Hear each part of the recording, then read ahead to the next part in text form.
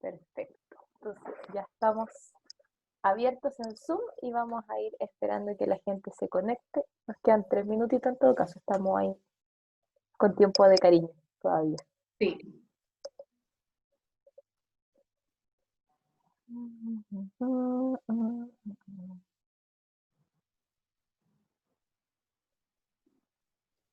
Yo no recuerdo un momento en mi vida que me haya tocado aprender tantas cosas tan rápido. Yo siento que me ha tocado más aplicar que heavy, como tanto tiempo. Que Y es como yo todo había eso. sido un outsider, yo había sido un outsider de la tecnología, Elena. Había logrado vivir sin tanto de ella, pero Ya. ahora me tocó meterme, no me ha sido difícil, pero de verdad que me sorprendo la cantidad de cuestiones que he tenido que aprender. Sí, yo creo que todos hemos aprendido un poco. Pero me pasa que como tocar aplicar tantas charlas es súper heavy. Buena foto tenéis, Elena. Eso es en mi tierra. ¿En el norte? Sí, pues. Ahí está ahí como en... Te podía estar en Atacama, puedes estar en Desierto de Antofagasta. Atacama, es que yo viví en el norte. ¿Y qué parte viviste en el norte? Viví en Copiapó y después ¿Ah? viví en el campamento minero El Salvador. Puedo decir que soy de las pocas que he vivido en el último campamento minero de Chile. Tengo un amigo que trabajó en Codelco El Salvador también. Mira, ya está llegando la gente, ya está, tenemos 14, o sea, ya estamos con participantes acá, de a poco. Así que le vamos dando la bienvenida a los participantes que están ingresando. Vamos a esperar, porque todavía estamos temprano, nos queda un minutito para las 6. Mientras tanto vamos a ir saludando, si la gente nos puede ir contando también de dónde viene, para tener un contexto, ya que estábamos hablando del territorio nacional, para saber desde dónde nos están saludando. Buenas tardes desde Calama, ya nos están saludando. Mira, justo hablando del norte. Sí, ese es Cristiano Rego. El norte presente. Bueno, ¿cómo están ustedes? Mientras tanto, podemos ir interiorizándonos. ¿Cómo llegamos este jueves a esta hora?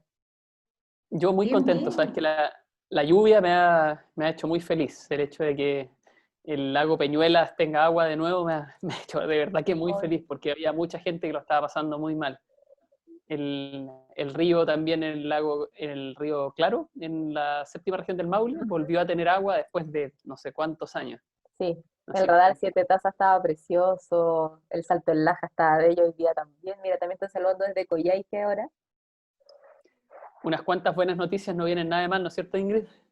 no, no, hay que ponerse positivo en tiempos difíciles, de eso vamos a hablar harto. Absolutamente. Así que entonces, sí. No, aquí ya se va conectando más personas. Vamos a esperar unos 5 minutitos para ingresar. Les estábamos preguntando a los participantes de dónde nos saludaban. Les están mandando cariños acá por el chat. Feliz de Sí. escucharlos y pueden leerlo mientras tanto.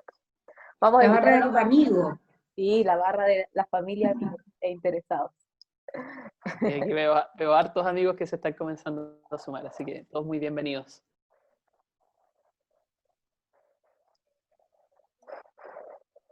Bueno.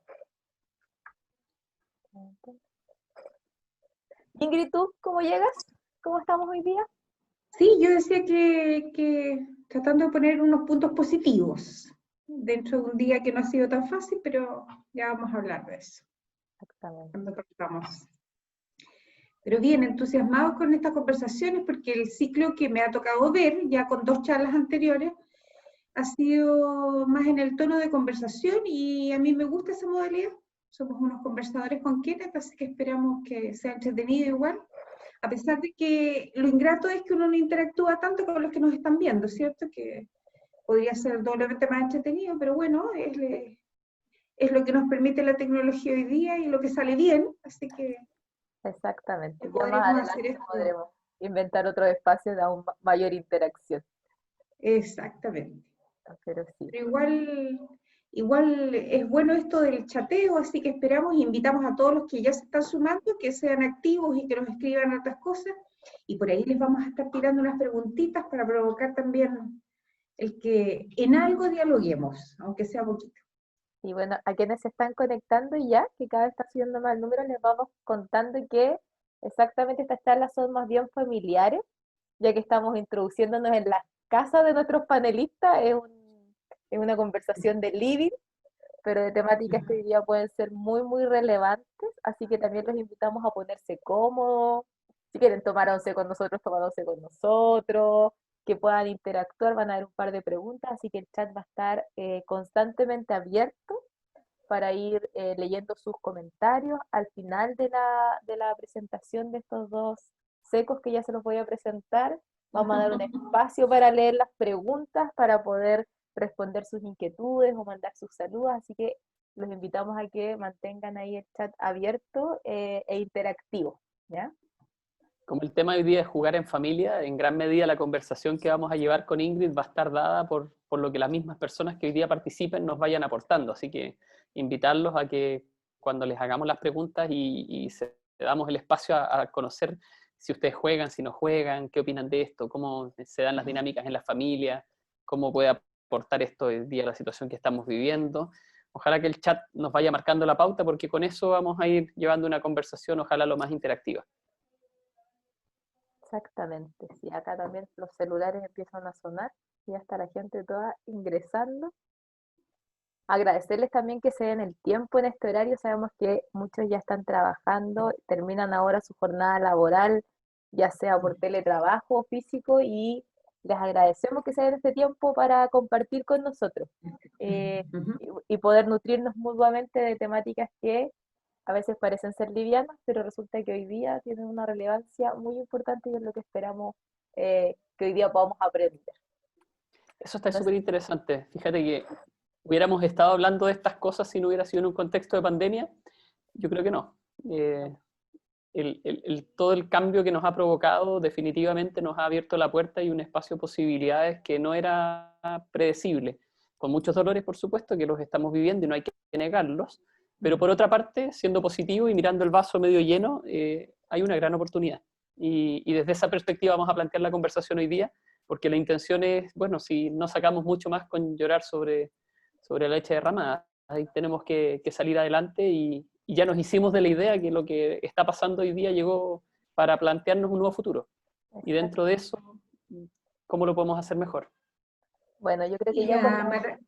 Perdón, la no. maravillosa posibilidad de acortar las distancias, porque efectivamente ya estábamos usando, ¿cierto?, las teleconferencias y las conferencias a distancia, pero igual quizás no nos habíamos dado el tiempo como de conectarnos para conversar sencillamente. Entonces no me cabe duda que hay un par de participantes, bueno, ya vimos al compañero de Calama, De deben haber Coyhaique, algunos de Concepción, de Coyhaique, entonces finalmente me encanta esa posibilidad de generar y tejer estas redes nacionales en pocos segundos y de manera tan fácil. bueno, ya Así que bien, por muy bien. tiempo, ¿les parece si oficialmente iniciamos? Perfecto. Completamente. Bueno, hoy día les queremos dar la bienvenida. Mi nombre es Elena Aros, me toca el honor de ser la moderadora de este espacio. Y les queremos agradecer nuevamente a todos los que se han sumado a este espacio, que se den el tiempo de conversar y compartir con nosotros. Me voy a tomar una libertad acá, Kenneth, me va a disculpar, pero quiero hoy día dedicarle un poquito este espacio a algunos compañeros que hoy nos inspiran más que nunca. Estamos en tiempos difíciles. Nosotros, yo por lo menos con Ingrid, trabajamos en el Hogar de Cristo y lamentablemente, como sentimos el orgullo del trabajo, hemos tenido la pérdida de algunos compañeros. Yo creo que muchas personas también hoy día están pasando tiempos difíciles con familiares enfermos o con diferentes crisis que esta crisis ha traído, y queremos agradecer que se den este espacio porque lo que queremos acá es poder aportar a que esto sea un momento de aprendizaje, así que hoy día con muchísimo cariño quiero dedicar este espacio sobre todo a Andrea, a Vivian y a Claudio, que los vamos a llevar en nuestros corazones. Y bueno, y darle la bienvenida a todos, contarles que este es nuestro tercer espacio de conversación de un ciclo de 4 charlas que iniciamos la semana pasada, que se titula Tiempos de crisis, una oportunidad para aprender.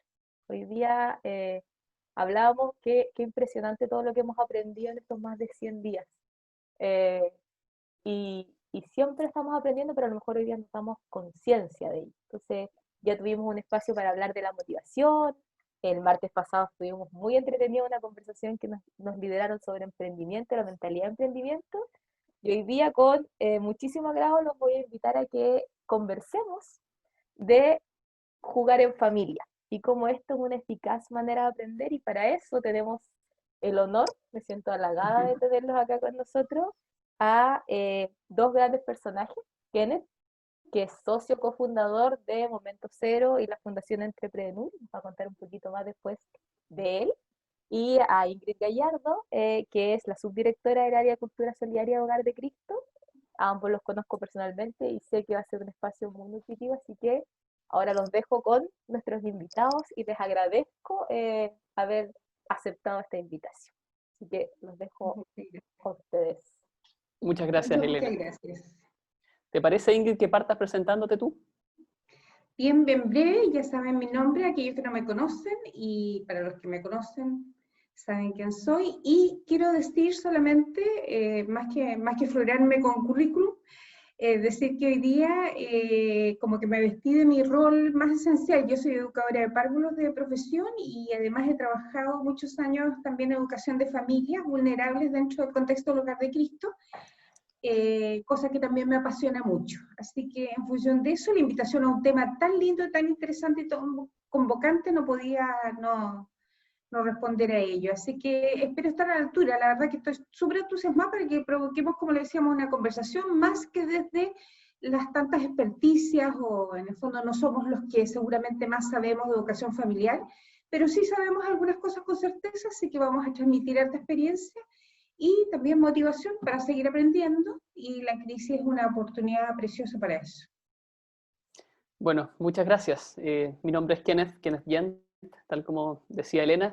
Soy cofundador de Momento Cero y de Fundación Entrepreneur, dos organizaciones desde las cuales, a partir del juego, la mentalidad lúdica y el aprender jugando, hemos afrontado desafíos principalmente ligados al ámbito de cómo desarrollamos competencias en las personas orientadas a poder ser agentes de cambio, poder contribuir al cumplimiento de ciertos desafíos personales y de sociedad, porque el juego es un tremendo aliado, es una tremenda herramienta, y hoy día vamos a ver cómo esa herramienta se puede meter en nuestro seno familiar.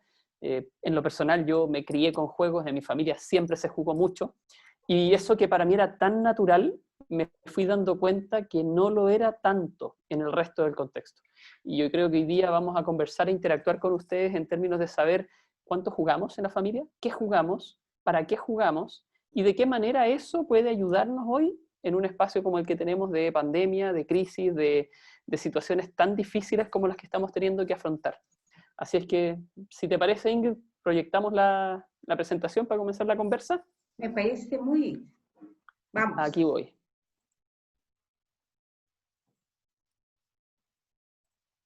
Ok, ahí se ve bien.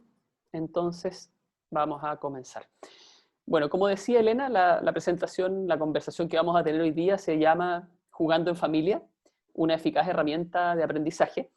Este es un ciclo de charlas que comenzó la semana pasada con motivo del seminario Aplana la Curva. Ahí se llevó a cabo la primera. Y es una iniciativa desarrollada conjuntamente por Hogar de Cristo y Fundación Entrepreneur. La invitación tiene 3 puntos de vista que son sumamente complementarios y están planteados ahí en el recuadro en amarillo.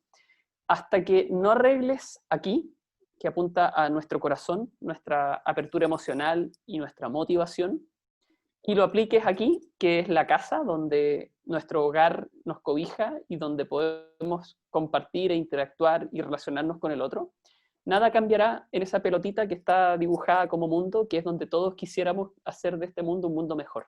El cambio parte con uno mismo, parte en lo que yo puedo, que está a mi metro cuadrado, y esos son los míos, los con los que yo me relaciono. Y qué mejor que hacerlo desde la casa, porque si yo influyo en la casa, eso se va a notar en mi entorno, y por supuesto que eso es un efecto que multiplica. Bueno, para hablar de familias y el juego como una herramienta de aprendizaje para familias, creímos importante como recordar algunas cosas que en nuestro contexto nacional no nos enorgullecen para nada, pero es importante saber que no le estamos hablando o no pensamos hablar sobre una familia ideal, sino quizás de toda la variedad enorme de familias que tenemos en nuestro país. Y como institución centrada en su misión en los temas de pobreza y desigualdad, quiero decir y recordar para aquellos oyentes que no están tan familiarizados con el tema, de que los altos índices de pobreza y desigualdad, que incluyen también el tema digital, que vimos también en la primera charla, producen desigualdades enormes frente a las posibilidades reales de que la educadora asuma roles muy extrapositivos respecto a sus niños. Esto es una realidad que estaba de antes, pero además se suma un índice también que era anteriormente preocupante antes de que llegáramos a esta crisis, son los altos índices de violencia hacia niños y niñas en nuestro país. Los invito a todos a recordar que estos datos no solamente deben surgir frente a noticias espantosas, sino debe ser algo que igual que la pobreza y la desigualdad nos siga doliendo. El estudio último de la UNICEF connota que 60% de las familias, dentro de ese 60% de las familias hay violencia explícita o de algún tipo hacia niños pequeños. Obviamente que más que juzgar livianamente si eso es o no correcto, en el fondo hay que llegar a las bases de por qué se produce eso. Y hoy día, sumado a la crisis por la pandemia, nosotros hemos visto en noticias hablar sobre algunas cosas de violencia de género, pero poco se ha hablado de la violencia hacia niños y niñas y también de adultos mayores, que son o suelen ser las poblaciones más vulnerables al interior de la familia. Pero este es un escenario que es importante tomar en cuenta cuando se hacen exigencias y también cuando se generan expectativas. Por lo tanto, en la siguiente lámina, sí, nosotros vemos de que nuestra sociedad en general ha hecho evidentemente una presión social y ha generado muchísimas expectativas frente a la familia.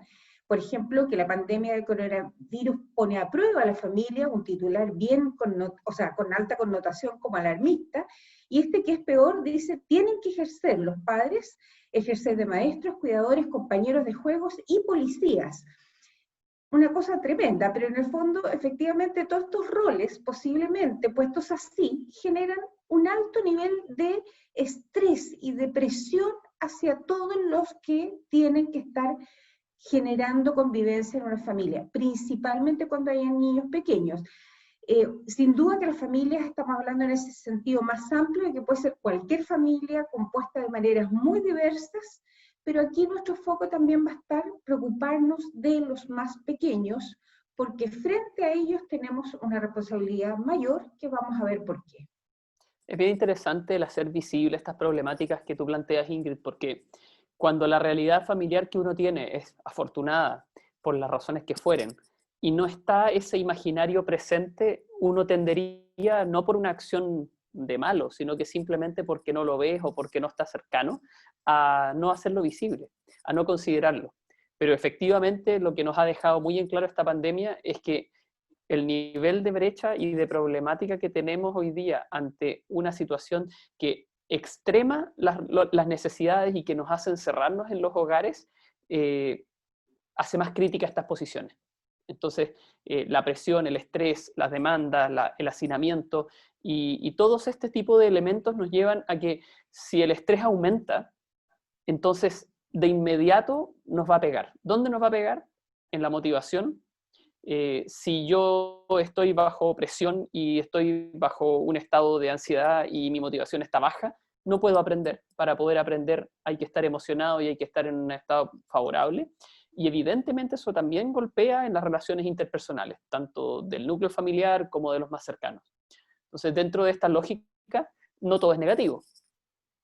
No todo es negativo, Kenneth. Encontramos ambos un estudio muy reciente que es de este mes, hecho por la empresa BTR, seguramente de acuerdo a sus propios intereses, pero que más allá de los temas más propios digitales o tecnológicos, fíjense que salen cosas, porque obviamente se sabe que nuestra sociedad no está haciendo muchos estudios en esta época donde estamos tan abocados a lo que es la emergencia sanitaria. Pero quiero centrarme en esta lámina en algunas noticias positivas respecto a esta encuesta. Fue aplicada a cerca de 800 y tantas familias, es una muestra pequeña, pero sí tiene datos alentadores. Por ejemplo, dice que el 75% de las familias ha tomado alguna medida para que sus hijos pasen menos tiempo concentrados en la tecnología, lo cual los obliga obviamente a generar mayor cantidad de actividades que sean distintas, novedosas, etc. Es una buena noticia. La segunda dice el 56% de las familias declara que a raíz de la pandemia han generado más espacios de conversación.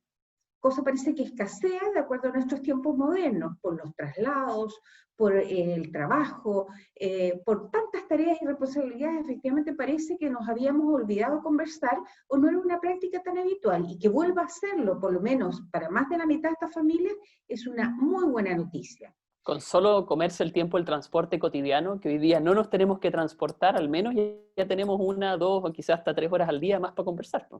Exactamente. Y ligado a la conversación, también el 64%, o sea, más que el anterior, reconoce que hoy valora más las actividades análogas y más que por sobre las digitales, ¿cierto? Cosa que también es como una especie de novedad. Esta sí que a mí me encanta, dice el 74% cree que la relación con sus hijos será mejor una vez que termine la pandemia.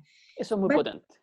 Varios nos hacemos la pregunta qué va a pasar después, cuál va a ser la normalidad, si vamos a ser mejores o peores, si vamos a ser más conscientes, si vamos a ser menos.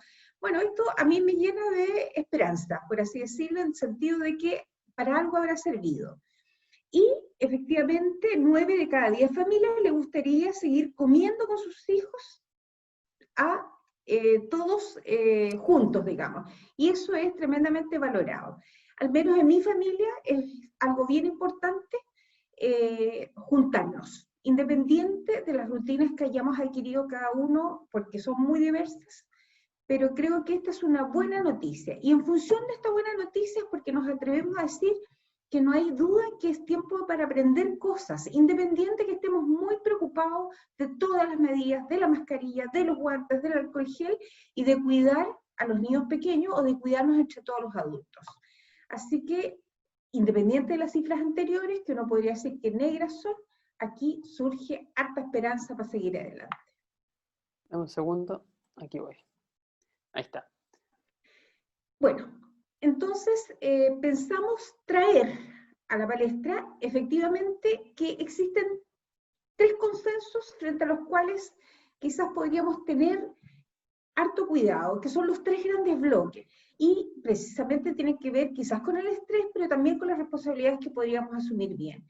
Todas las familias, cualquiera sea el nivel socioeconómico de ellas, tienen que continuar con el aprendizaje, ¿cierto? De sus hijos, formal e informal. La escuela no está presente, los profesores están medianamente a distancia, pero hay que continuar con el aprendizaje. ¿Por qué? Porque los niños siguen aprendiendo, y hay una frase que dice que los niños aprenden a pesar de uno. También uno podría decir, los niños van a aprender a pesar del COVID, van a seguir aprendiendo a pesar de muchas circunstancias muy difíciles.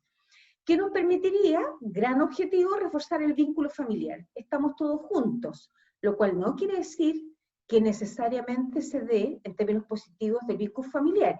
Y con eso termino con el tercer bloque, que sin duda que es uno de los más importantes, que es cuidar la salud física y emocional, ¿cierto? Sabemos que mucha gente hace ejercicio, que efectivamente pueden modelar a sus hijos pequeños, pero quizás hemos hablado y escuchado menos de la salud emocional, de efectivamente cómo cuidar nuestros estados de ánimo, cómo llorar en conjunto cuando tenemos ganas, cómo modelar a los niños en ese sentido. Así que, teniendo estos 3 conjuntos, vamos a hablar de una serie de otras recomendaciones que son muy generales, pero que en el fondo es muy importante iterar y reiterar, como decimos las educadoras, en general los educadores, repitamos una y otra vez lo que parece obvio, pero no es tan obvio. Para mí es bien interesante este desafío, Ingrid, porque tenemos que hacerlo en las mismas 24 horas, pero asumiendo, como tú ya has descrito muy bien, un conjunto de labores y rutinas que habitualmente no nos corresponden. Entonces, cuando esto se entremezcla con lo laboral, con lo doméstico, con el cuidado de los niños y con el colegio, la verdad es que se vuelve una combinación bastante peligrosa si es que uno no la sabe llevar y si es que uno no establece rutinas y no construye acuerdos.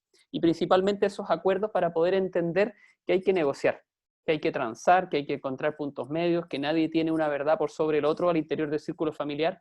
Y para todo eso, bueno, vamos a ver de qué manera los juegos nos van a poder ayudar en la dinámica, porque evidentemente necesitamos poder tener algún tipo de forma para poder hacerlo. Y dentro de eso, bueno, encontramos estas recomendaciones que las hicimos como un extracto principalmente de lo que la UNICEF está planteando. Y aquí les quisiéramos hacer algunas preguntas a quienes nos acompañan en esta conversación, en términos de cuáles de estas les parecen que tienen mayor relevancia hoy en su realidad, en su familia, en su contexto. Cuéntenos a través del chat y que Elena nos vaya leyendo para poder conversar, porque después vamos a reparar en la que obviamente nos convoca hoy día, que es aprender a través de los juegos, que está marcadita ahí, pero antes de pasar tan rápido nos gustaría escucharlos y saber cuáles de las que están ahí a ustedes también les parecen especialmente relevantes y por qué. Así que, Ele, si nos puedes leer, ¿qué va diciendo la gente por el chat? Sí, acá están mencionando mantener la armonía familiar.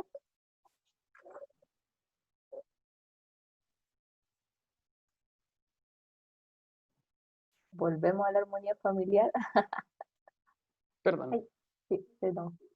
Gestionar el estrés financiero, mantener el ánimo positivo, cuidar el tiempo personal y personalizado, gestionar los estados de ánimo, mantener el ánimo positivo, recordar la importancia de las rutinas. Hablan de, bueno, acá hay unas hermanas viendo la charla y nos hablan que mantener la armonía familiar, cuidar el tiempo personal y personalizado y gestionar el estrés financiero, recordar las rutinas nuevamente, mantener el ánimo positivo. Hay una buena mezcla, porque la verdad Sí, es que si uno las lee, para poder tener armonía, mira, ciertamente, por ejemplo, son acá recomendaciones. una que no había salido era administrar los comportamientos, acaba de salir. Hay muchas de mantener el ánimo positivo, armonía también hay muchas de esas. Hay una mezcla bien variada. Sí, es que son efectivamente todas muy necesarias. Y bueno, centrémonos, Ingrid, en aprender a través de los juegos, que es el tema central de nuestra charla. ¿Qué te parece? Perfecto. Entonces nos vamos a enfocar ahí. Y dentro de eso trajimos a algunos ilustres, como por ejemplo a don Albert. ¿Qué decía don Albert Einstein de los juegos? Miren, los juegos son la forma más elevada de investigación. Y principalmente esto, ¿por qué lo dice Einstein? Por una razón súper simple, porque cuando uno juega, entra en flujo. Entrar en flujo quiere decir que pierdo noción del tiempo y toda mi concentración, toda mi corporalidad y toda mi atencionalidad está absorta en esa actividad lúdica a través de la cual definitivamente coloco toda mi atencionalidad. Y ahí eso relaja. Eso permite tener un espacio como de meditación, si uno lo quiere, es equivalente, y por ende tú te puedes concentrar con un nivel de atencionalidad muchísimo más fuerte, más profundo. Y evidentemente que para investigar se requiere el mismo nivel de atencionalidad. Veamos otro personaje de la historia, Ingrid.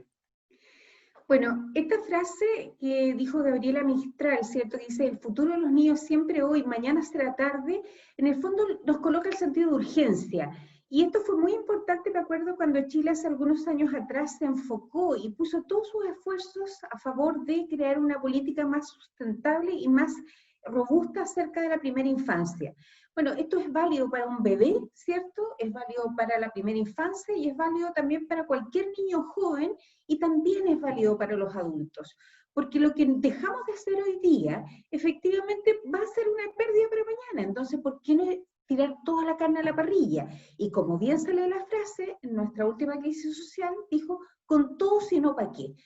Ahí deberíamos estar, igual que Gabriela, pensando de que es ahora el momento en donde los niños y todas las personas que forman parte de una familia se merecen lo mejor de todos para salir adelante. Y siguiendo en esa misma línea, trajimos a don Humberto Maturana con una frase que a mí me parece muy convocante, que es: el futuro de la humanidad no son los niños, somos los adultos con los que se transforman en la convivencia. Me costó mucho cuando yo leí por primera vez esta frase darle un sentido, porque siempre hemos dicho el futuro son los niños, pero si tú te fijas, lo que está diciendo esta frase es que el futuro somos los adultos, somos nosotros, porque los que tenemos el poder de hacer las cosas y los cambios hoy no son los niños, somos nosotros.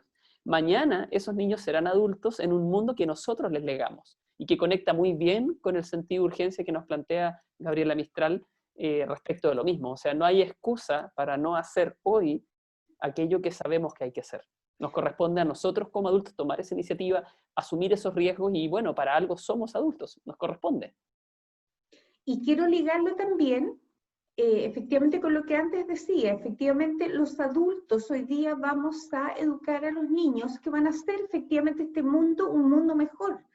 esa convicción que hemos tenido en la retina, todos los que soñamos con un país mejor, con cambio constitucional y tantas otras cosas, efectivamente creemos de que hoy día debemos formar pequeños ciudadanos del futuro. Y si lo miramos ahora, fíjense los personajes, Einstein, Gabriela Mistral, y se me perdió el otro, ¿cuál es el otro? Perdón. Gabriela Mistral. Y Humberto Humberto Maturana. Gracias. Y ahora San Alberto Hurtado, que también tenía un planteamiento en su libro El humanismo social respecto de los juegos, y traje un extracto, el juego y los trabajos domésticos. La mayor parte de los juegos tienen un elemento de formación social, por cuanto al jugar se observan determinadas reglas que todos deben cumplir como en la vida real. Y esto es súper importante, porque el acto de jugar supone un respeto tácito, cuando uno reflexiona respecto del acto, a esas reglas, a quienes conmigo participan de esta interacción con una construcción que es absolutamente abstracta, pero en la cual se respetan las libertades y al mismo tiempo se genera un mundo distinto. Y ese mundo distinto está dado por cómo nos relacionamos, por cómo nos divertimos. Así es que dentro de todo esto, el rol del juego tiene una conclusión bien importante para la familia, Ingrid. Exacto. Entonces el llamado grande, y que podríamos nosotros ser transmisores de esto, ser un poco apóstoles, hay que aprender a divertirse en familia, jugar juntos para estrechar lazos, y el juego nosotros estamos absolutamente convencidos de que ayuda mucho a esto. Y esta situación de aprender, porque parece medio contraproducente que nosotros como seres humanos y mamíferos tengamos que volver a aprender a jugar en circunstancias que el juego, la naturaleza eligió el juego y no otro mecanismo de aprendizaje como el más importante y aquello a lo que le dedicamos más tiempo cuando somos más vulnerables, que es en la primera infancia. Pero nuestra construcción social y cultural muchas veces, especialmente en Occidente, ha denigrado el rol protagónico del juego de la mano de un academicismo excesivo, en términos de creer que el contenido es lo más importante, y eso se suma y se entremezcla con aspectos industriales y de la cultura militarizada, que se arraigaron muy fuerte en la educación y también en la familia. Entonces frases como, por ejemplo, ya, pues ponte serio, déjate jugar. O sea, como que si alguien está jugando, está perdiendo el tiempo. En circunstancias que en la práctica, alguien que juega está conectado con su niño interior, que no debiéramos perderlo nunca, y al mismo tiempo tiene conectado todos sus mejores canales sensoriales de aprendizaje y de vínculo. Entonces, cortar el juego significa que a esa persona la estamos dejando muy desvalida, pero no somos conscientes hoy de que eso al interior de la familia, en el colegio y, ojo, en la empresa y en el trabajo, debieran estar más vigentes que nunca. Porque mientras más tecnología tengamos, más necesidad de vinculación y de relacionamiento para poder mantener los afectos y nuestra condición humana. Quienes te cuento además que las educadoras de párvulos, tradicionalmente en nuestro país, escuchan eso hoy día todavía con harto dolor. Pero por otra parte es una especie de paradoja, porque se dice livianamente de que los bebés y los niños hasta los 5 años van solo a jugar al jardín infantil o al sala cuna. Nosotros que sabemos el valor del juego decimos, bueno, sí, en buena hora se juega, pero también sabemos que se aprende. Y gracias a Dios, la educación más moderna ha ido introduciendo cada vez más elementos lúdicos en la educación formal, dejándose interpelar por aquello que es más esencialmente humano. Absolutamente, Ingrid, y vamos a conversar un poquito respecto de eso, y eso tiene una explicación. Con la tecnología hoy día y con la automatización, aspectos que hasta hace unos pocos años eran muy importantes en la educación, hoy día ya no lo son, porque son reemplazados por máquinas, por robots, y todo lo que sea repetitivo y reiterativo, ya la verdad es que en educación carece de sentido. ¿Y qué cosas gana protagonismo? Lo humano. Aquello donde las máquinas y la automatización no es capaz de generar la genialidad que sí tenemos los humanos. Y esas competencias humanas, estamos hablando de un montón de competencias para el siglo XXI que las vamos a ver en detalle muy pronto, solo se pueden desarrollar mediante metodologías activas. Y el juego es una, si no la más importante de las metodologías activas, porque es la más natural de todas. Entonces, cuando uno habla de aprender jugando, la pregunta de, ¿y por qué esto es tan bueno? Acá tenemos algunas respuestas. Bueno, en primer lugar, los juegos atraen y entretienen. ¿Qué duda cabe de eso? O sea, si uno le pregunta a las personas, y hagamos el ejercicio, Elena, de preguntarle a los que nos están viendo hoy día, ¿cuándo fue la última vez que jugaron? Y tú me vas contando. Después, Ya. los juegos permiten entrenar la tolerancia al fracaso. Cuando uno juega, siempre se va a equivocar, siempre va a perder, siempre se va a caer. Pero el juego te da esa segunda oportunidad de, hoy ganas tú, pierdo yo. A veces me toca una posición, otra. Y hacemos de eso algo normal. Los juegos generan experiencias que no se olvidan. Al igual como aprendemos a andar en bicicleta, y aunque no tengamos la práctica regular en el tiempo, si nos ponen una bicicleta, nos volvemos a acordar. ¿Por qué? Porque en ese aprendizaje fue un aprendizaje basado en competencia, donde estuvo involucrado por una parte la actitud, por otra parte el conocimiento y por otra parte la habilidad. Todo lo que aprendamos basado en competencias se va a grabar de manera profunda y va a generar un aprendizaje significativo. Los juegos se pueden usar en cualquier contexto. Ahora bien, esto requiere tiempo y requiere esfuerzo. Saber identificar qué juego, otorgarle una intención específica para el propósito que estamos buscando en cualquier contexto, y al mismo tiempo tener la capacidad de, a partir de esa interacción y actividad lúdica, generar un proceso de metacognición, de aprendizaje y de conclusión a partir de ello, no es trivial. Y cuando uno desarrolla esa habilidad y la incorpora en la cultura educativa, familiar, laboral, se ganan muchas cosas. ¿Por qué? Porque los juegos provocan emociones. Y nosotros somos seres humanos gregarios que para poder aprender, para poder ser felices, críticos, nos tenemos que emocionar. Bueno, aquí hay una noticia también reciente del 22 de junio del Mercurio, donde dice, juegos con cálculos simples desarrollan las habilidades matemáticas de los preescolares. Este es un muy buen ejemplo de cómo recordar que la vida diaria es la mejor fuente de aprendizaje y con eso podemos desarrollar montoneras de aprendizajes que son estrictamente formales, pero sería muy aburrido estar aprendiendo matemáticas si no fuera utilizándolo y aplicándolo. Por ejemplo, ahí se ve con una balanza de harina. También, por ejemplo, nosotros, las educadoras de párvula, aprendimos algo que se llama las actividades de la vida diaria. ¿Cuánto se aprende respecto a la especialidad barriendo? ¿Cuánto se aprende enseñándole a los niños cosas simples? ¿Cómo se aprenden todas las ciencias y todas las competencias que nosotros requerimos, incluidas las que va a decir Kenneth más adelante del siglo XXI, en la casa? Es una fuente enorme de aprendizaje y también una oportunidad preciosa para ir generando pequeños juegos. ¿Se juega a cocinar? Sí, se juega a cocinar, pero se aprende matemáticas, lenguaje y muchas otras competencias. Así es que este es uno de tantos reportajes que están saliendo en buena hora, pero la verdad que los ejemplos están a la vuelta de la esquina. Entonces invitamos a toda la audiencia a que mire de alguna forma todas sus casas, sus jardines, los balcones cuando se vive en departamento y traten de generar un set de oportunidades de aprendizaje que si yo miro tengo muchísimas en la casa. Entonces los niños van aprendiendo de lo que ven de su entorno. De 4 patas tiene la mesa y contar todas las patas de todas las mesas de la casa, por ejemplo. Sería otro ejemplo de cómo hacer todo de manera entretenida, natural, vivencial, y así poder ir ayudando a nuestros niños a generar esos aprendizajes que está todo el mundo tan preocupado que no van a tener. Claro que los pueden tener. La casa es una fuente de aprendizaje. Me encantó lo que dijiste, porque en la simpleza está lo más importante de lo que uno puede lograr, especialmente en el desafío de jugar en familia. Entonces me gustaría, Elena, que le preguntáramos a quienes hoy día nos comparten presencia si juegan o no en familia hoy. ¿Y qué juegan? Cuéntenos cuáles son los juegos que marcan la rutina familiar en el caso que efectivamente juegue, porque podría ser que no está el juego arraigado en el seno de su familia y también tenemos algunas cosas que compartir y conversar. Así que, ¿juegan hoy en familia? ¿A qué juegan? Cuéntenos, por favor, para poder avanzar en la conversa. ¿Hay comentarios, Elena? Están escribiendo.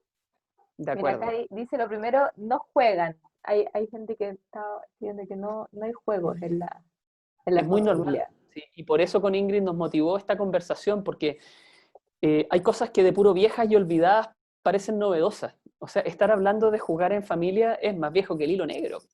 Pero la dinámica estresante y sobreexigida y la velocidad con la que hoy día se vive nos ha distanciado. Y precisamente ahí vimos la oportunidad en esta pandemia de volver a encontrarnos con esos datos positivos que BTR levantaba, que seguramente a ustedes también les hacían significancia. Y el hecho de reconocer que no jugamos en familia y identificar ahí un desafío. No jugamos, pero debiéramos jugar. Entonces, Mira, ¿cómo poder aprender? acá hay otros comentarios. Dicen que juegan al bingo con sus hijos. que juegan a manualidades de aprendizaje, tratan de hacer cosas Claro, con manualidades. Acá no bien, especifican con qué, pero nos cuentan que juega con su nieto y con su hijo. Juegan a los naipes, al carioca, al uno, juegan bachillerato. Súper bien. Dicen que, mira, acá hay un dato que dicen que juegan harto y más en pandemia, entre padres e hijos. qué Bueno, hay otros que bien, dicen me que todavía no encanta. juegan. Mira, acá dice que juegan a cocinar, cantar, al ludo. Yo asumo que yo también estoy jugando mucho al ludo. Y a memorizar. Jugamos por el teléfono con mis sobrinos a las adivinanzas. Mira, acá dicen manualidades, Financity, aquí tienes un fans, a fantasma y a cocinar. Jugamos a esconder un objeto, es entretenido. A las Bien, pilladitas, a las escondidas y a las carreras. Juegan naipe, bachillerato, Pictionary.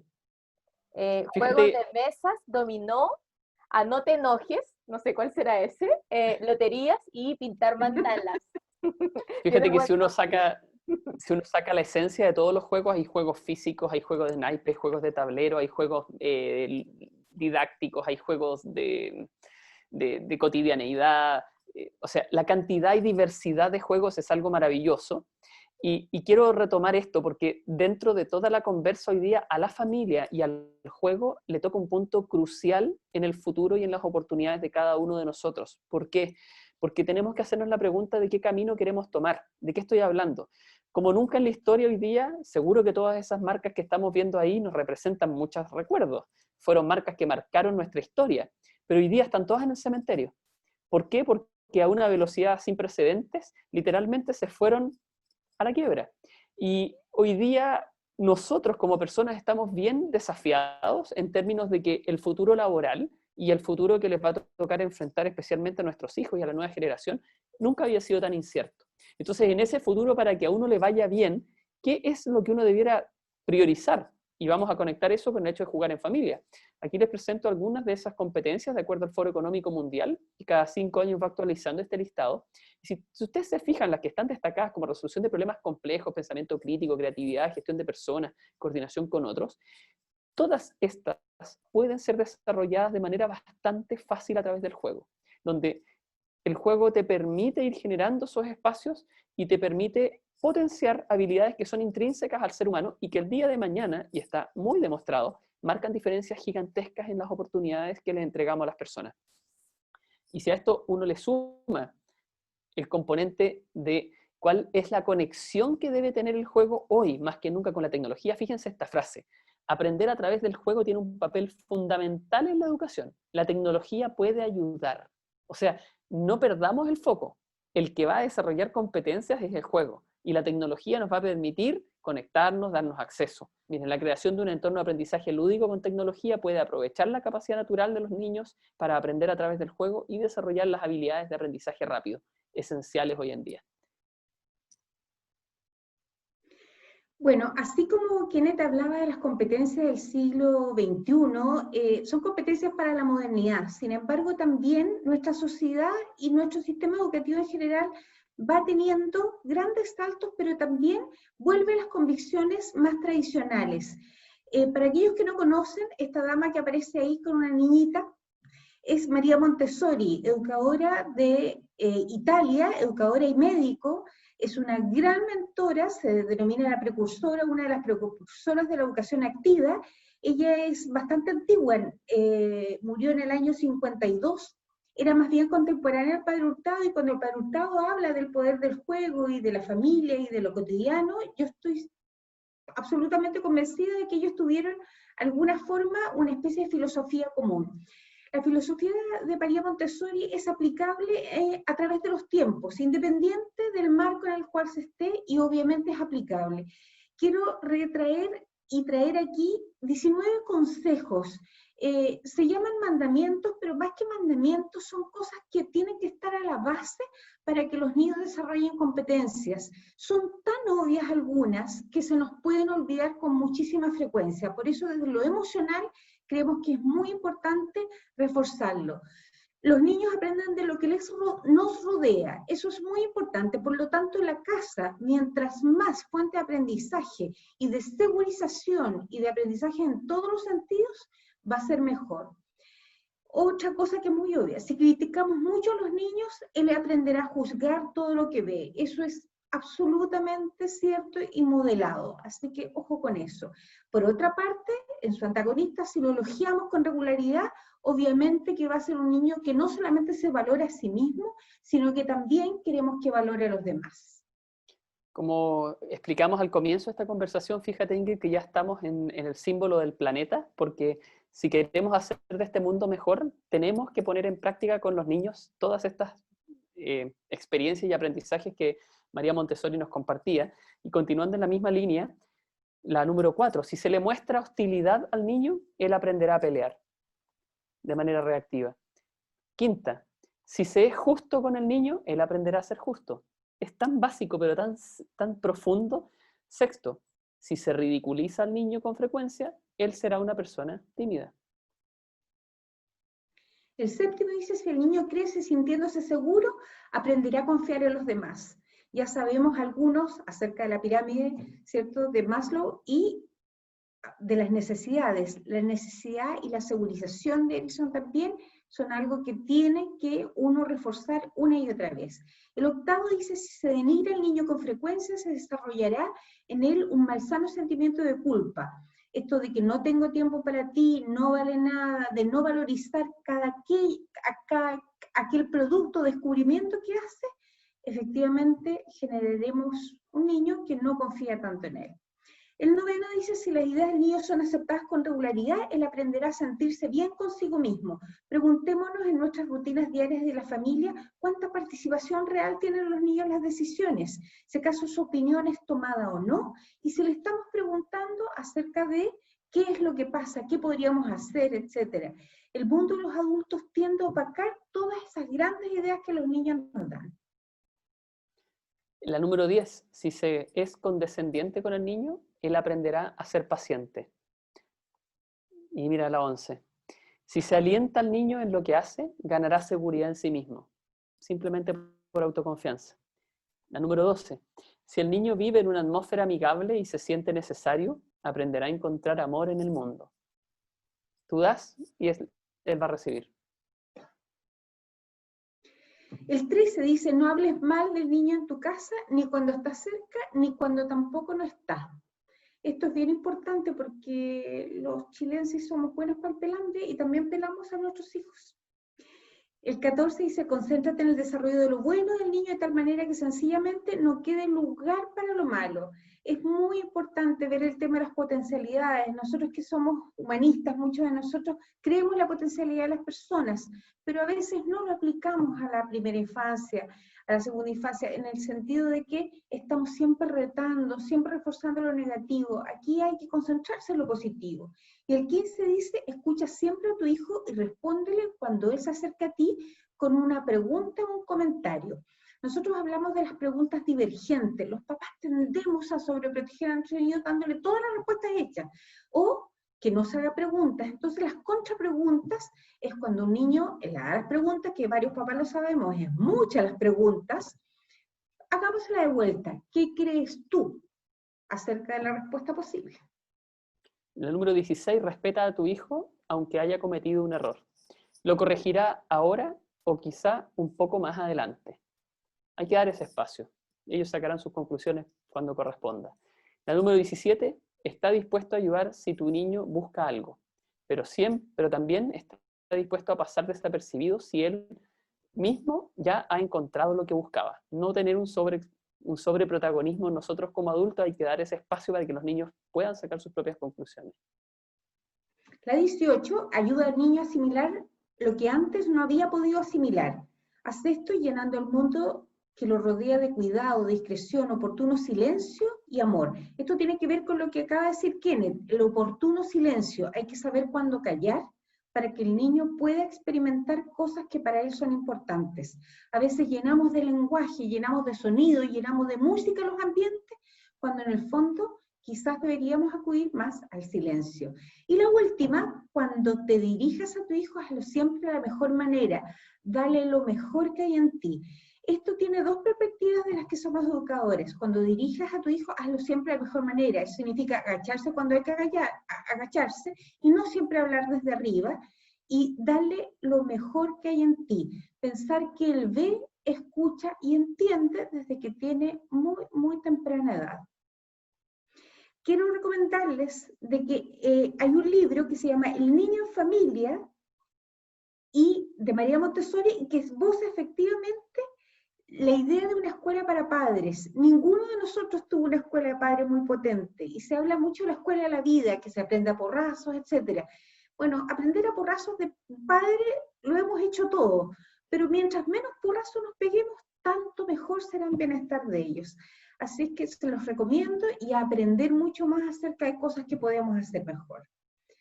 Y dentro de esa lógica de la escuela para padres y la innovación pedagógica, me parece bien pertinente hacer un cruce, haciéndonos eco, Ingrid, de las cifras crudas de realidad que se comenzaron a decir en el seminario Aplana la Curva y la brecha que hay de accesibilidad digital, porque en esta pandemia el grueso de las familias no tiene acceso a Internet, no tiene la fortuna de los que, por ejemplo, hoy día estamos participando en este seminario, pero eso debiera ser un espacio más que de pena y lamento, al contrario, de desafío intelectual y de preguntarnos cómo podemos innovar sin necesidad de echarnos a morir porque hoy día hay brecha de infraestructura, hay brecha de conectividad. Y por eso es que hago esta pregunta. ¿Cuál es la mayor innovación pedagógica que tenemos en la historia? En Chile. Y a mí me parece que es esta. Y seguro que a más de alguien le va a traer una rememoranza. Ese caballero que está ahí, tengo una suerte porque es de mi familia, se llama don Adrián Duflos Galdames, y este caballero fue el creador del silabario hispanoamericano. Él era profesor de lenguaje y matemática, y allá por el año 1945, cuando el nivel de analfabetismo en Chile era brutal, solo los muy afortunados podían aprender a leer y escribir. Chile era muy distinto del de hoy. Él dijo, no puede ser que el grueso de nuestros compatriotas no tenga acceso. Y se le ocurrió innovar con papel en un cuadernillo tan simple, con ilustraciones tan básicas y hermosas como las que hay en el silabario, y trascendió al punto de que este material se ocupa en toda Latinoamérica y marcó para siempre a muchas generaciones. Y me parece que hoy día, en este contexto de jugar en familia, de la brecha, de la vulnerabilidad, tenemos que creernos capaces de generar innovaciones simples que no representan alto costo y que pueden tener un tremendo impacto porque lo necesitamos. Fíjense Bueno, esta sería una tremenda innovación, como decía Carla y Valentina en el webinar anterior, ¿se acuerdan? Totalmente. Una innovación del puerto de un buque.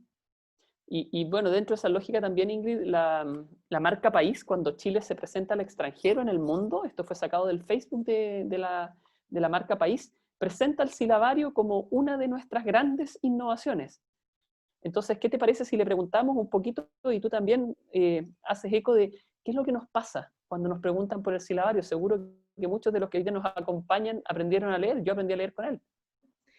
Ya vi algunos comentarios, así que si la Elena nos ayuda, esto que pone en imágenes, Kenneth, está en el Facebook de la marca, ustedes lo pueden ver, pero a cada uno le rememora o le dice algo. A lo mejor a los jóvenes nada, así que averigüemos aquí qué sale. ¿Quiénes conocen el silabario? ¿Quiénes no? ¿Me han escuchado de él? Antes que preguntaran, Alexandra ya estaba diciendo que su hijo ahora está aprendiendo a leer con ese libro, con el silabario.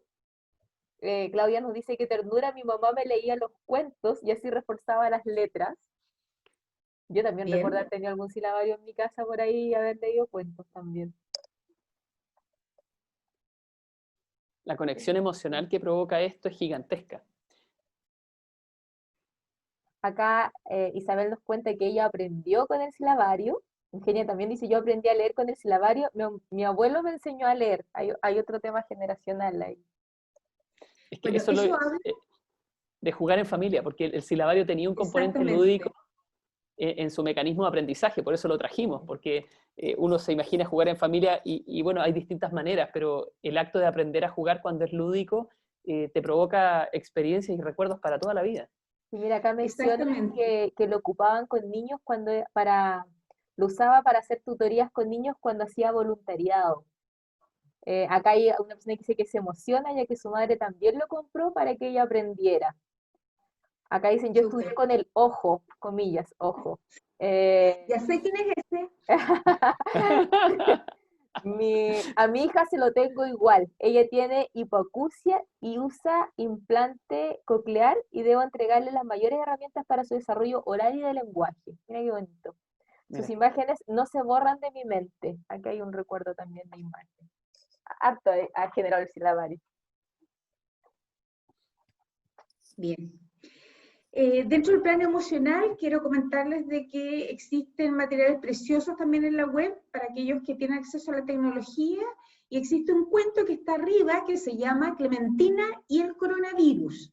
Y para cerrar esto de lo que los niños esperan, que ansían respecto a sus padres, les voy a leer solamente esto que está como al final del cuento. Les voy a contar al final del cuento, pero como son cuentos infantiles uno los puede releer muchas veces. Dice Clementina, preferiría a sus papás normales, aunque no pudieran jugar con ella todo el día. Sus papás le propusieron organizar el tiempo para estar juntos en algunos momentos del día y que buscarían actividades que pudiesen hacer junto a ellos mientras trabajaban, realidad que todos vivimos. De ahí en adelante, Clementina estuvo más tranquila, hizo muchas cosas nuevas y disfrutó los días que le quedaban en su casa con sus papás. En eso están casi todos los niños de Chile. ¿Te ha pasado algo parecido en estos días?, le pregunta el cuento a los niños. Quizás te has sentido enojado de repente sin saber muy bien por qué. Sería bueno que lo pudieras conversar con tus papás para que te acompañen y te ayuden. ¿Qué actividades podrías hacer mientras tus papás trabajan o para entretenerte en estos días? Y la última pregunta, ¿te gustaría conversar con tus papás para que decidan un horario en el que puedan jugar juntos? Vuelve el tema de la conversación, de la contención afectiva y de jugar juntos. y bueno, con esto damos espacio ahora a poder conversar. Seguramente que quienes hoy día nos acompañan quieren plantearnos inquietudes, al mismo tiempo nos encantaría escuchar experiencias, precisamente de lo que hemos hablado, que es la importancia de jugar en familia como una importante instancia de aprendizaje. Solo para que no se nos olvide, comentarles que este es la tercera charla, conversación de este ciclo, y los invitamos el día 30 de junio, que es martes, ¿no es cierto, Elena? Creo que es martes. Y Martes el 30, que es la... próximo martes a la misma hora y por el mismo canal.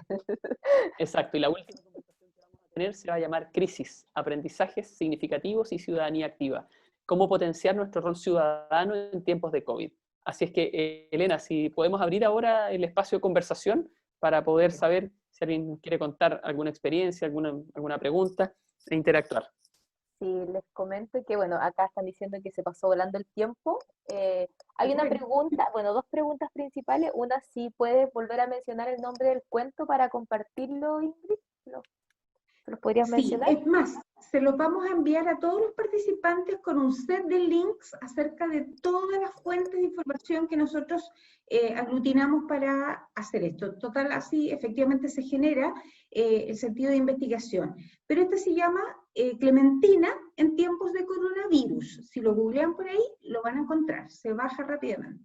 Ya, y hay dos preguntas que se mezclan, así que se las voy a juntar para que puedan responderlas. Una habla de cómo puedo generar invitaciones atractivas a adolescentes que juegan desde sus dispositivos móviles, aparentemente solos, a que jueguen con la familia, hermanos, abuelos, padres, en vivo y acompañado, que creo que se parece mucho a la consulta de cómo se convalida el juego con niños de distintas edades. Entonces, son dos personas distintas hablando un poco de la invitación a los juegos. ¿Partes tú, Ingrid, o parto yo? Dele nomás, es una pregunta difícil. Es una porque el mundo pregunta... adolescente Sí. es complejo. Evidentemente que es complejo, pero mi punto va a partir por el hecho de mirar al otro. Generalmente nos miramos poco, nos observamos poco y esa falta de detenimiento hace que no logremos enganchar con las motivaciones que tenemos en el otro, no identificamos en el otro aquello que lo mueve. Si hay algo que estamos pudiendo vivir en esta pandemia, por último, es cantidad de tiempo. Quizá no calidad, pero cantidad definitivamente sí. Y yo lo que propondría es estar dispuesto a hacer algo que para el otro es importante, aunque no lo sea para ti o aunque no te guste. Entonces, si tú quieres construir un espacio familiar más lúdico y más de juego, lo primero, da tú el gesto. Juega algo que le guste al otro, métete en su mundo. Abre el espacio a que el otro te pueda llevar a lo que a él o a ella le motiva. Y después, por reciprocidad, va a venir de vuelta tu turno y tú vas a poder generar tu propuesta. ¿Ya? Y en ese espacio, incomodarse por un bien común que es estar juntos y convivir, me parece que está la oportunidad de romper estas barreras de los adolescentes o este hermetismo y de encerrarse en lo digital o en los juegos de consola o ese tipo de cosas donde ellos aparentemente están muy felices solos, pero en la práctica no es tanta la felicidad que uno tiene cuando está tan solo. Sin tener ánimo de recetas, Kenneth, quiero acudir a la imagen del corazón. A mí me parece que los adolescentes están pasando por etapas difíciles por su desarrollo mismo y en esta época también viven crisis. Y eso es importante saberlo. Pero a mí me surge decir que hay que crear vínculos con los adolescentes. Los adolescentes no viven al aire, viven con vínculos. A veces pareciera que no nos quieren tanto, que no nos expresan tanto, pero creo que el vínculo va a permitir hacer esa negociación de la que habla Kenneth, de tener algo de renuncia y tener algo de ganancia, y de esa forma generar espacios comunes, aunque sean cortitos, pero también tienen que ser negociados y no impuestos, eso es bien importante. Eso. Bueno, en honor al tiempo les voy a poner la última pregunta también, y después para que puedan dar más palabras de cierre. Nos preguntan de qué manera ayudan los juegos al desarrollo de la resiliencia en niños y niñas víctimas de abuso sexual infantil. Chuta, Fuerte tremendo pregunta, tema. sí. Sí, a ver, desde lo más básico, un juego te va a permitir reírte, te va a permitir interactuar, te va a permitir relajarte. Cualquier persona abusada evidentemente carga con una pena, con una situación de angustia y de rabia, que necesariamente para poder aligerar esa mochila de esta persona, por la razón que fuere, cualquier espacio de diversión, cualquier espacio de relajación, cualquier espacio de evasión, si tú lo quieres, le va a ayudar. Entonces, el acto de jugar le va a, por último, contribuir a tener un camino distinto para poder sonreír, para poder divertirse, para poder equivocarse, para no ver la vida quizá tan negra. Más todavía cuando estamos hablando de gente abusada sexualmente y en niños pequeños. Yo creo que el tema es muy profundo, pero no me cabe duda que el juego es una buena terapia para poder hacer la vida más llevadera. Sí, la verdad que no resuelve el problema, pero como dice Kenneth, ayuda a ser resiliente, a soportar situaciones muy, muy complejas y condiciones muy adversas. Es difícil que un niño no juegue. Ahora también es un buen indicador, y para los que somos educadores sabemos, niño que no juega es niño que le pasa algo también. Definitivamente. Y que, ojo, que también además de que niño que no juega, hay que mirar qué juegan los niños. ¿Sí? Uno observa poco, pero cuando tú te fijas en qué juegan y cuántos juegan, esa información es muy rica. Tú puedes exacto. Y las ayudar interacciones mucho. son tan sanadoras, porque en las interacciones del juego, aunque sea por los turnos, yo tengo que confiar en el otro. Finalmente se aprende otro estilo que es mucho más positivo que cualquier situación dramática y adversa. Se generan lazos, se generan compromisos, y por lo tanto es una forma de interacción de las que todos aprendimos cuando chicos. No hay nadie que nos recuerde lo que fue jugar. Yo quiero hacer dos comentarios que, por supuesto, me conectan mucho con quien hoy día he tenido la suerte de compartir esta conversación, específicamente que es Ingrid. Junto a Ingrid, y también vi que está Luis Osa y Carmen Gloria, no sé si está, pero me imagino que quizás sí. Dimos vida al juego Derribando hace unos años atrás. Los mitos tienen muchas formas, con la intención de acercar un conjunto de prejuicios y mitos sociales de manera entretenida a cualquier tipo de mesa. Estamos hablando de mitos de género, de educación y trabajo, etario, de salud, de poder cuestionarnos sin una superioridad moral, para nada, sino que simplemente visibilizando situaciones que están instaladas en la cultura y que muchas veces, como están tan instaladas, ni siquiera reflexionamos en torno a ello. El solo hecho de poner arriba de la mesa los temas y que cada uno cuestione si acaso está a favor, está en contra, qué opina y qué piensa en torno a eso, ya es un tremendo paso. Y lo otro que quería comentar, si es que alguna persona no nos conocía de antes, en el año 2016 yo soy coautor de un libro junto a mi socia Carla Arellano que se llama Mentalidad Lúdica para crear, educar, emprender e innovar. y ese libro es descargable gratuitamente en PDF desde www.aprendojugando.com. Lo comento porque dentro de las muchas cosas que hemos conversado hay varias que se pueden tomar de manera muy sencilla, que se pueden aplicar. Yo los invito a que si no juegan en familia, tómenlo como un desafío. Su familia va a ganar mucho, ustedes van a ganar mucho. Pero si uno no sabe hacer algo, lo mejor que puede hacer es buscar un poco de ayuda y herramientas simples de cómo poder incorporar este tipo de cosas en nuestra cultura, nuestra dinámica, con los que más queremos. Y ahí hay algunos tips buenos para eso. Exacto. Bien cortito, quería también hacerme cargo de que debe haber mucha gente joven dentro de nuestros auditorios hoy día que dicen, bueno, esto no es lo mío, yo no tengo hijos, no tengo familia y no sé si los voy a tener. Bueno, la familia también tiene distintos roles, así que sin duda que creo que pudieran aprender algo para ser mejores tíos, para ser mejores miembros de una familia. Finalmente a eso apunta, no solamente a padres o a madres o a quienes están a cargo de niños pequeños. Así que animarlos también.